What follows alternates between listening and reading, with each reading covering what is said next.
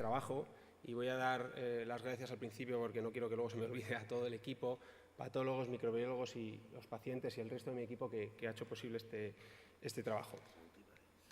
No voy a extenderme mucho en la introducción. Sabemos que tenemos en los últimos años una elevada incidencia de casos de cáncer anal en nuestros pacientes con infección por VIH, fundamentalmente en los hombres que tienen sexo con hombres. Conocemos la evolución de la enfermedad, fundamentalmente a expensas del cáncer de cérvix, y sabemos que el cribado de las lesiones displásicas en cérvix disminuye esta incidencia. Sabemos cómo hacerlo.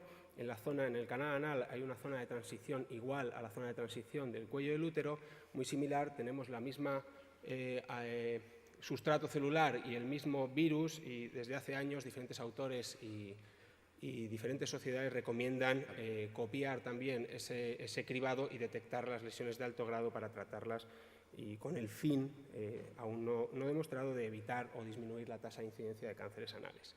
Así pues, este cribado se basa, al igual que en el cérvix, en la citología. Cualquier citología alterada nos lleva a hacer una anoscopia de alta resolución para buscar las lesiones displásicas de alto grado en el canal anal y tratarlas, haciendo un seguimiento del resto de los pacientes y, obviamente, de estos también. Sin embargo, la variabilidad de la sensibilidad de la citología publicada durante todos estos años abre un abanico muy amplio donde en diversos centros esa sensibilidad pudiera ser relativamente baja. Bien, es verdad que los grupos que tienen una mayor experiencia y mayor trayectoria en este sentido en los últimos años publican tasas de sensibilidad de la citología muy elevadas, algunos entre los que estáis aquí presentes. Esta limitación también se había visto en cérvix, y en los últimos años las guías de cribado del cáncer de cérvix han virado a darle o a centrarlas en la determinación del genotipo del virus del papiloma de alto riesgo. Entre otras cosas, por trabajos como el que vemos aquí, donde a un gran número de mujeres se le hizo un cribado, se hizo una randomización para hacer un cribado basado en citología, guardando una muestra de virus del papiloma, o basado en la citología y en el virus del papiloma. En este trabajo, no voy a extender, pero la incidencia de lesiones displásicas de alto grado en cualquiera de los dos grupos dependió de tener un virus del papiloma de alto grado positivo. Así pues, nosotros nos preguntamos y quisimos comparar en nuestro trabajo la utilidad que pudieran tener diferentes pruebas en el cribado de la displasia de alto grado de nuestros pacientes. Hicimos un estudio prospectivo entre 2015 y 2017, donde incluimos hombres que tienen sexo con hombres mayores de 18 años con infección por VIH. Importante que tuvieran en un mismo momento la determinación del virus del papiloma, la citología y la exploración con la anoscopia de alta resolución. Importante destacar que no todos los casos que aquí se presentan corresponden cada caso a un paciente, sino que hay algún paciente que acumula 2 o 3 casos. La metodología fue a partir de una citología líquida convencional que todos conocéis, y la determinación del virus del papiloma de alto riesgo. Siempre tuvimos posibilidad de determinar con cualquiera de las técnicas que hemos ido teniendo todos los subtipos del virus del papiloma. La mayor parte del tiempo hemos determinado individualmente cada subtipo, y siempre hemos podido determinar individualmente si estaba o no el 16 o el 18.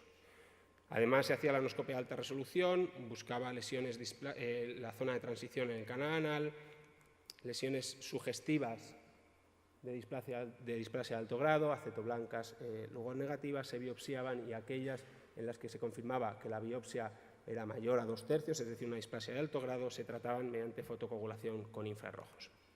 Paso a comentaros los resultados. Incluimos 331 casos en este periodo de tiempo, correspondientes a 237 pacientes. Aquí veis las características principales de la cohorte, todos ellos hombres, obviamente, con una media de edad de 41 años, la mayor parte procedentes de nuestro país, con una exposición previa o actual al tabaco cercana a un 45%, y un 5% de ellos tenía infección por virus C no tratada. La mayor parte de los pacientes se encontraban en situación viral suprimida, y destacar que un 13% de ellos habían partido de una situación inmune muy deteriorada. Destaco esto porque en la mayor parte de las comunicaciones sobre cáncer anal es uno de los factores de riesgo para desarrollarlo. Analizando de manera bruta, por así decirlo, ambos flujos de nuestro cribado, la citología que hicimos, destacar que tuvimos un porcentaje algo mayor a lo publicado en la literatura de citologías no diagnósticas, fundamentalmente al principio del seguimiento, cerca del 9,5%. y donde la mayor parte, un poco más del 50% de las citologías fueron positivas y conllevaban hacer esa anoscopia de alta resolución. La determinación del virus del papiloma de alto riesgo fue positiva en un 86% de los pacientes, siendo el virus 16 presente en cerca del 34% de los pacientes. Aquí tenéis los datos de la correlación entre los hallazgos citológicos e histológicos de nuestra cohorte. A partir de aquí se han excluido las citologías no diagnósticas para no alterar los análisis estadísticos y, fundamentalmente, destacar la prevalencia global de la displasia de alto grado en nuestra cohorte es más o menos similar a lo que se publica, ligeramente superior. Importante destacar que el 27% de las citologías que eran normales albergaban una displasia de alto grado y que el 34% de las displasias de alto grado partían de citologías normales. Además, la citología tenía un valor significativo, es el valor predictivo positivo. La correlación entre cuando encontramos una citología con una alteración clara y la displasia de alto grado era cerca del 60%. Pasando a comparar ambas técnicas, la sensibilidad de la determinación del papiloma de alto riesgo fue superior, al igual que el valor predictivo negativo, al de la citología, siendo estos datos estadísticamente significativos, a costa de perder especificidad, una cualidad que conserva, como sabéis, la citología. No era el objetivo principal de este estudio, pero a raíz, además, durante el tiempo que ha llevado este proyecto, de hablar con algunos de los expertos que estáis aquí, quisimos determinar el impacto que podía tener y la utilidad de la determinación concreta de algunos subtipos o acumular muchos subtipos en la determinación. Comparamos el 16 y el 18 con la determinación de un gran número de subtipos y observamos nuevamente cómo la sensibilidad va aumentando, al igual que el valor predictivo negativo, disminuyendo la especificidad.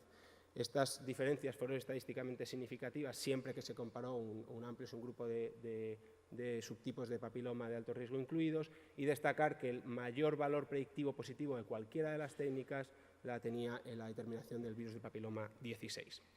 A continuación os voy a presentar los flujogramas de la determinación o de la detección de displasia de alto grado en nuestros pacientes si hubiéramos utilizado una sola de las herramientas. En primer lugar, la citología.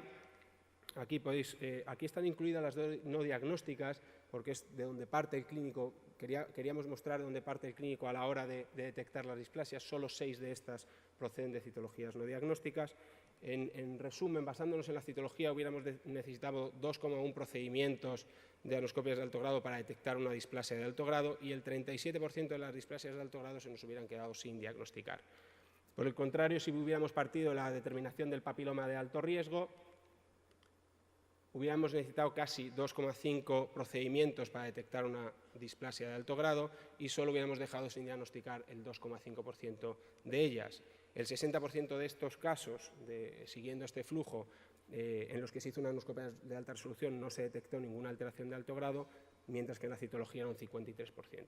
En resumen, hubiéramos incrementado un 17% los procedimientos para detectar una displasia de alto grado, a costa de disminuir cerca de un 93% las displasias de alto grado no diagnosticadas y incrementando los procedimientos no diagnósticos en los pacientes en solo un 7%. Así pues, nos planteamos si en el cribado basado en la citología pudiera tener algún papel o alguna implicación la determinación los subtipos de alto riesgo del virus papiloma, conociendo las limitaciones de nuestro estudio. Es un estudio unicéntrico, tenemos un porcentaje ligeramente elevado de citologías no diagnósticas y durante un pequeño periodo de tiempo algunos subtipos, nunca el 16 y el 18, no pudieron ser determinados de manera específica. Quizá por eso algunos de los subtipos diferentes a ellos han sido ligeramente infrarrepresentados. Las conclusiones de nuestro estudio sería que la determinación del genotipado del virus de papiloma de alto riesgo tiene una sensibilidad y un valor predictivo negativo mayor al de la citología en el cribado de la displasia de alto grado. Esto no hubiera conllevado un aumento excesivo del número de procedimientos diagnósticos a nuestros pacientes y quizás en algunos centros en los que no se puede implantar una citología o en aquellos en los que tengan citología pero no tengamos una sensibilidad de la citología elevada, pudiera tener algún papel y pudiera implantarse como cribado en esos centros para mejorar y ampliar el número de displasias detectadas. Y nada más, nuevamente me reitero en los agradecimientos que hay al principio y que no voy a repetir. Muchas gracias.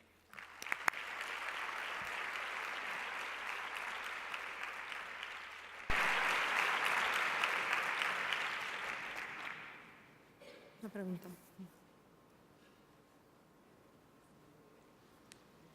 No, No ahora lo sé. sí. Sí. Alfonso, enhorabuena por una presentación y un trabajo tan extenso y tan bien hecho. Yo solamente quería preguntarte una cosa, si habíais analizado el valor conjunto de hacer la citología y el VPH, Sí. o si realmente aportara algo. Sí, no lo he traído, incrementa. Me voy a ir a la gráfica, a la tabla. Sería aquí. Sobre todo por intentar a lo mejor Perdón. ahorrar anoscopias de alta Sí, resolución. Que es el simplemente procedimiento incrementa más un molesto. 1%. El valor de la sensibilidad del papiloma de alto riesgo es muy elevado y cuando sumamos estos dos, estos valores pasaban a ser un 98% o 99% y aquí un 96-97%. O sea, Y la especificidad no la mejora, ¿no? No. No, porque la caída de la especificidad depende mucho de la determinación del virus del papiloma. Sí. Muchas gracias.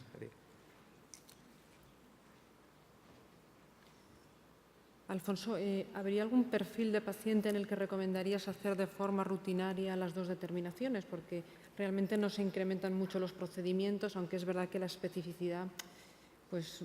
Ayer en el foro de la RIS se planteó un debate similar. Yo creo que la citología nos sigue aportando cosas, nos sigue aportando una especificidad y sobre todo el valor predictivo positivo cuando la citología claramente está alterada.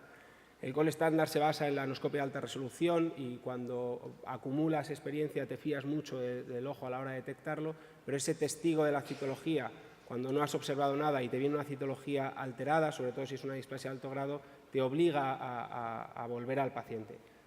Insisto, dependiendo de cada centro y de los resultados que vayan teniendo, pues podrán determinar cuál es el mejor papel de la citología en ese caso. Muy bien. ¿Hay una pregunta más? Hola, Pompeyo. ¿Qué tal, Alfonso? Hola, ¿qué tal? Bien, oye, me ha gustado mucho, estaba deseando ver tu comunicación. Nosotros traemos dos comunicaciones, una es muy parecida a esta, y lo que más me sorprende es la enorme diferencia que hay cuando comparamos diferentes series, es con los resultados que nos dan las pruebas. Por ejemplo, en tu caso tienes unas citologías, que el número de citologías con lesiones de alto grado he entendido que es realmente muy bajo. Eso es. De cerca del no sé si el 3%. Menos. Sí, algo así. Sí. Nosotros en el póster que hay, nosotros hacemos algo muy parecido a esto. Son 700 casos los que presentamos y a nosotros tenemos de entrada en citología un 14% de lesiones ya de alto grado. Claro, fíjate tú que tú tengas un laboratorio como el mío o que yo tenga uno como el tuyo. Las decisiones de qué es lo que debemos de hacer nosotros, que nos basamos en lo que nos dan laboratorios, ya sea de micro o de anatomía patológica, cambia completamente según el hospital. Y esto no es, esto no debería de ser así. Realmente lo que nos está diciendo es que la citología no es el gold estándar. Como tú dices, el gold estándar tiene que ser la endoscopia de alta resolución y ahí tenemos mucho que aprender. Me ha sorprendido realmente los resultados que tienes de endoscopias. O sea, te felicito porque están muy bien hechas. Tiene una rentabilidad en encontrar lesiones de alto grado y creo que eso es lo que tenemos que aprender. ¿Dónde están las lesiones de alto grado para tomar la biopsia? Bien, en los resultados que nosotros hacemos, intentar modificar ese algoritmo de Palevsky, de decir, ¿el HPV realmente nos sirve? Yo creo que sí sirve. Sí sirve porque, claro, tenemos una población enormemente infectada. Si nosotros, usando solamente el alto riesgo, me da igual que sea el 16, el 18 o cualquiera de los otros, porque tenemos que tener en cuenta que en cáncer anal de varones homosexuales, el porcentaje que son del 16 del 18 no es como en cervix. Baja en cervix, eso representa prácticamente el 90% de todos los cánceres. En cambio, en homosexuales VIH, baja como al 60%, al otro lo fabrican los demás. Con lo cual, nosotros modificamos y a nosotros nos sale que si yo tengo una persona que le hago una citología y que la citología es de bajo grado, pero el HPV de alto riesgo es negativo, a esa persona no tengo por qué hacerle una endoscopia, lo descarto completamente. Igual que si la citología es normal. Ahora, si la citología es normal, pero tiene un HPV de alto riesgo, cualquiera de ellos, tengo que hacer la endoscopia, porque la probabilidad de que me encuentre una lesión de alto grado es más del 30%. Entonces, lo que quiero decir es que realmente debemos de trabajar juntos porque tenemos unos resultados que se nos están mezclando, que tú tienes y tú valoras pues lo que tú haces. Esto es investigación clínica, que es lo que tenemos que hacer, con nuestros propios datos sacar qué es lo que tenemos, pero realmente tendríamos que mejorarlo. Muchas gracias. A ti.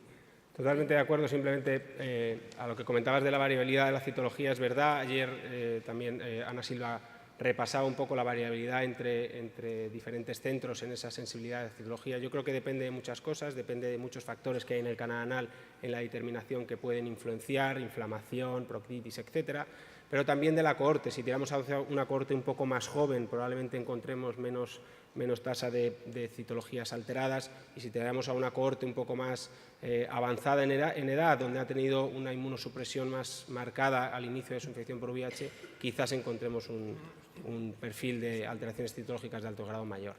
Pero vamos, coincido en el 115% de lo que comentas. Una última pregunta, Vale. pero breve, por favor. Bueno, Alfonso, me gusta mucho tu presentación y una duda que tengo yo, cuando haces las determinaciones de citologías, en las basales sueles pedir la determinación de virus papiloma humano. ¿Merece la pena o tiene alguna utilidad en las muestras de seguimiento seguir repitiendo el virus del papiloma humano o no cambia nada o te fías más de la citología y de la anoscopia? La variabilidad en un solo paciente, en un paciente del virus del papiloma, yo creo que es más lenta que la de la citología.